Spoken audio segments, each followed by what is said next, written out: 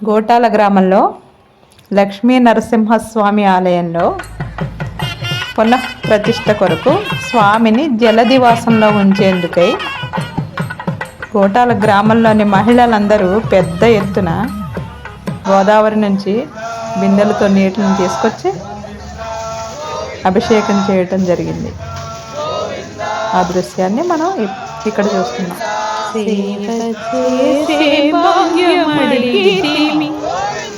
లక్ష్మీ నరసింహ సేవ చేసే భాగ్యమడిగితిమి.